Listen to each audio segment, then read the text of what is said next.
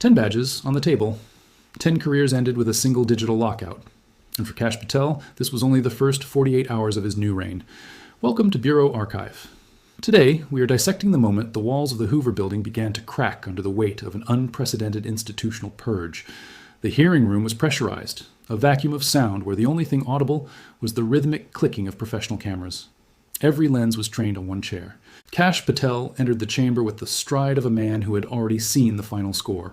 He didn't look like a witness. He looked like a conqueror. He adjusted his glasses with a slow, deliberate motion, his eyes scanning the Senate committee members as if he were cataloging their weaknesses one by one. This was the man who had promised to clean out the deep state with a surgical blade. Now, he was sitting before the very people he aimed to dismantle. The focus today was the immediate firing of over 10 senior FBI agents. These weren't just any agents. They were the lead investigators from the Mar-a-Lago documents case. Patel's confidence was a physical presence in the room, thick and suffocating. He didn't bring a team of lawyers. He brought a single, slim manila folder. Across from him, the committee sat in a state of quiet, deadly preparation. They had the records, they had the whistleblowers, and they had the truth. The air in the chamber didn't just cool, it reached a freezing point as the chairman leaned into the microphone. The first question wasn't a greeting, it was an indictment. Director Patel, did you or did you not coordinate these retaliatory firings with Stephen Miller outside of the official chain of command? The room went hauntingly still. That is how long the silence lasted.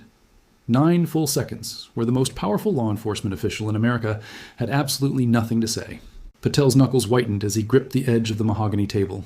He knew the penalty for perjury was 5 years, but the political cost was even higher. He leaned forward, his jaw tightened, and a forced swallow betrayed the calm facade he had spent the morning carefully constructing for the national press. I acted within my authority to restore integrity to an agency that had lost its way, Patel finally responded. His voice was a low, calculated rasp. But integrity doesn't usually involve firing career agents in the middle of the night without a single page of HR documentation. It looks like a hit job. Type purge or justice in the comments right now. Is Patel saving the agency, or is he burning the rule of law to the ground for a shadow command? We are watching a high-stakes chess match, where the pieces are human lives and the board is the United States Constitution. Every second of silence counts. The chairman didn't blink. He pulled a single sheet of paper from a blue folder and slid it toward the edge of the dais, his eyes locked on Patel. This document says you were at America First Legal 3 hours before the termination emails went out. Can you explain why a private citizen was directing FBI personnel? Patel reached for his water glass, his hand hovering for a fraction of a second too long. In this room, a micro-expression is as loud as a scream. The tension was so thick, you could hear the soft whir of the air conditioning. Patel was cornered, and the forensic evidence was starting to pile up. He began to speak about national security, but the chairman cut him off with a sharp, metallic strike of the gavel that echoed through the marble hall. We aren't talking about security, Director. We are talking about the law, and whether you believe you're still subject to it like the rest of us.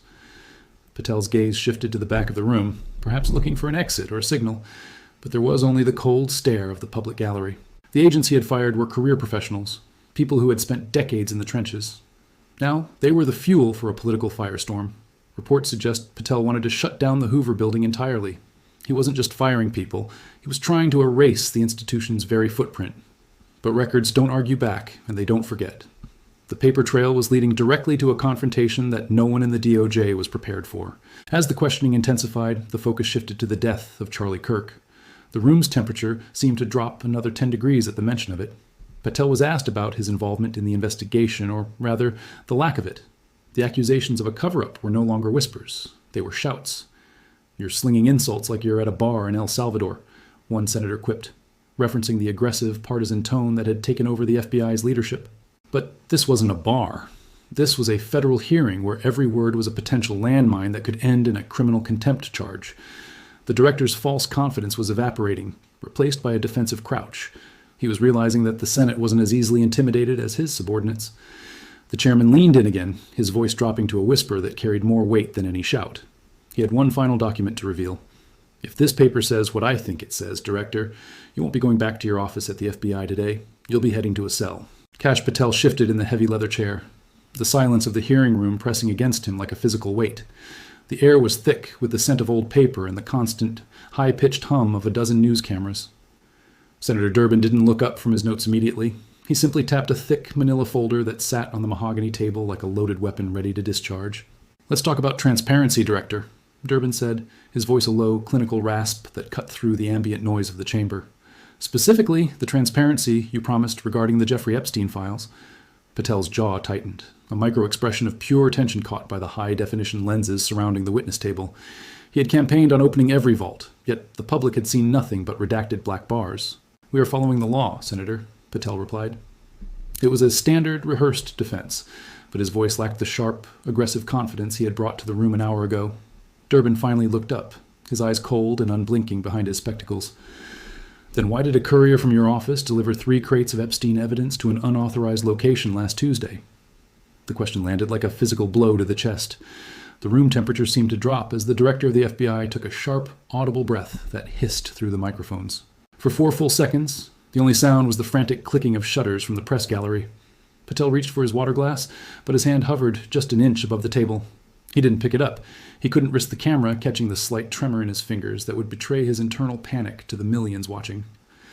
"I have no knowledge of any such delivery," Patel said, his eyes fixed on a point just above the senator's head. He was staring directly into the abyss of a potential perjury charge. Durbin didn't argue. He reached into the manila folder and pulled out a single sheet of paper, a signed receipt with a gleaming federal seal. "This receipt is signed by an agent you personally reinstated after the Mar-a-Lago purge," Durbin noted. "And the delivery address on this document isn't the Department of Justice." The senator leaned forward, his voice dropping to a whisper that echoed through the sensitive microphones. It was a private residence in Florida currently occupied by Stephen Miller. The mention of Miller sent a shockwave through the room. It suggested a shadow command structure, a private loop of information bypassing every legal safeguard in the American system. This was the moment the hearing transformed from routine oversight into a full-scale criminal investigation. Patel's knuckles were white as he gripped the edge of the witness table. Durbin watched him, waiting for the silence to do the heavy lifting. 7 seconds of dead air stretched out, long enough for the tension in the room to become nearly unbearable. "Director, are you telling this committee that Mr. Miller is now directing FBI evidence handling?" Durbin asked. The trap was set, and the exit was closing fast. "Before we see how Patel tries to crawl out of this corner, I want to hear from you. Is this a necessary purge of a corrupt system, or is the rule of law being dismantled? Type 'purge' or 'justice' in the comments right now. This is a moment history will remember, and your voice needs to be part of the permanent record." Patel finally spoke, his voice cracking slightly as he struggled to maintain his composure. "Mr. Miller is a consultant. He has no operational authority over the Bureau." "A consultant who receives original Epstein files in the middle of the night?" Durbin countered. He slid the receipt across the table like a winning card in a high-stakes poker game. Patel's eyes darted to the document. He knew what was on it, and he knew that his previous denial was now on the record and demonstrably false. This was the classic perjury trap. It wasn't about the files anymore. It was about the lie told to cover the movement of those files. "I'll ask you again, Director," Durbin said, his tone sharpening into a blade. "Did you authorize the transfer of these specific files to Stephen Miller?" Patel remained silent for 9 seconds. The cameras zoomed in, capturing every bead of sweat on his forehead and the way his throat moved as he swallowed hard. Every second of that silence was an admission of guilt. In the world of high-stakes political drama, silence isn't golden, it's a televised confession. "I will have to check the logs," Patel finally stammered. It was the weakest possible answer, a desperate attempt to buy time he simply did not have. "The logs you already certified as complete this morning?" Durbin pushed. He wasn't letting the director breathe for even a single moment. The senator pulled a second document from the folder, a forensic log of Patel's own internal communications. The level of detail was absolutely devastating. It showed a direct encrypted message sent from Patel's secure device to Miller's private phone just 3 hours before the files were moved.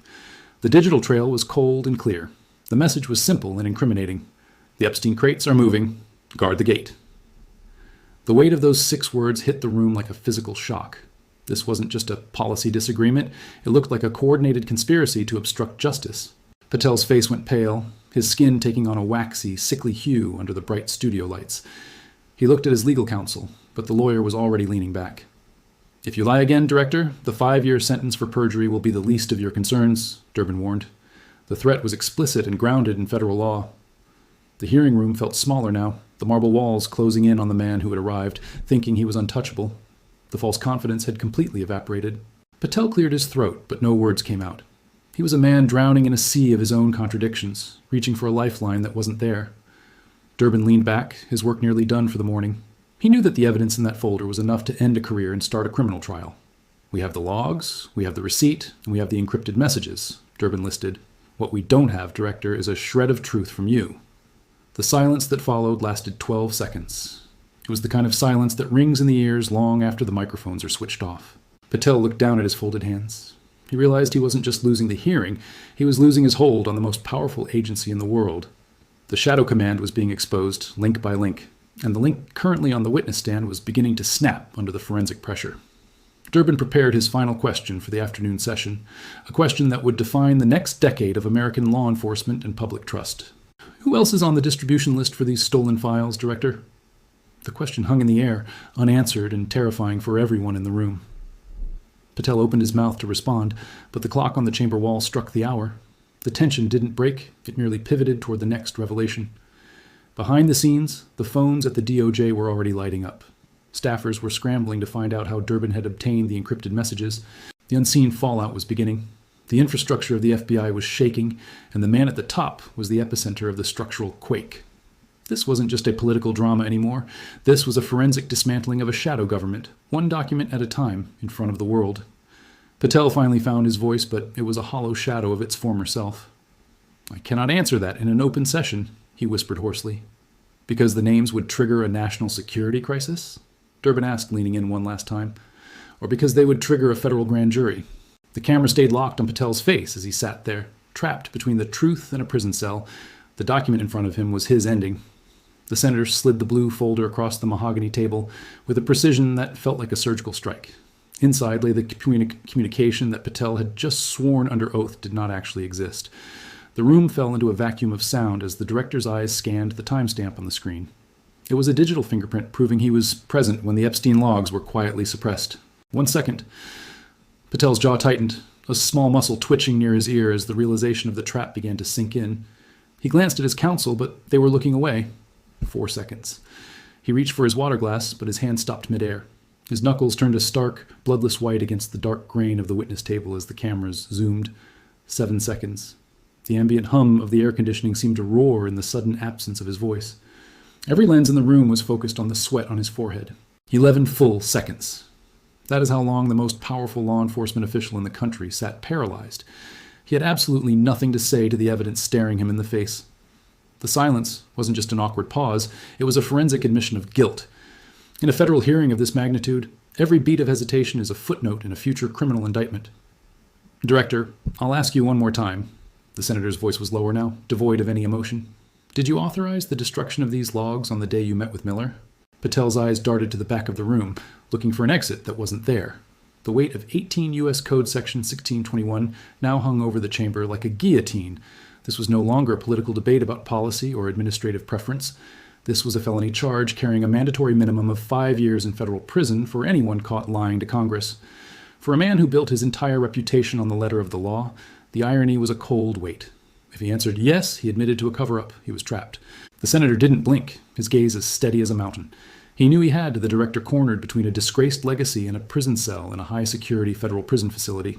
Type panic or exposed in the comments right now. Is this the moment the institutional cover-up finally crumbles under the weight of its own lies, or will they find another way? While Patel sat frozen in that chair, the atmosphere 3 miles away changed instantly. At the J. Edgar Hoover building, the news of the contradiction hit like a shockwave through the halls. Top-tier staffers were seen moving at a dead run between offices, their faces pale and drawn. They realized the shadow command structure they had carefully built was being dismantled in real time. The secure lines at the Department of Justice weren't just ringing, they were melting down. Legal teams scrambled to distance themselves from a director who had just walked into a perjury trap. Shredders were heard whirring in the background of frantic phone calls as the panic reached a pitch. Records don't argue back, and digital trails are nearly impossible to fully erase from the servers.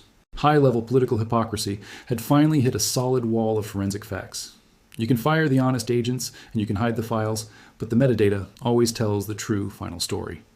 As the committee chairman finally gavelled the hearing into a 10-minute recess, Patel did not look at his aides. He stared straight ahead at the empty space where his career used to be. The fallout from those 11 seconds of silence will ripple through the halls of power for decades. When the cameras finally cut to black, the real panic began behind the heavy doors. This was the moment Bureau Archive was built to document. The truth is never buried deep enough to stay hidden from those willing to dig through the wreckage of a massive cover-up. Thank you for watching this deep dive into the cracks of our government institutions. If you believe in transparency and holding the powerful accountable, you are in the right place here. Hit the like button and subscribe to ensure you don't miss our next update on the Epstein files. Your engagement is the only thing that keeps these stories from being silenced forever now.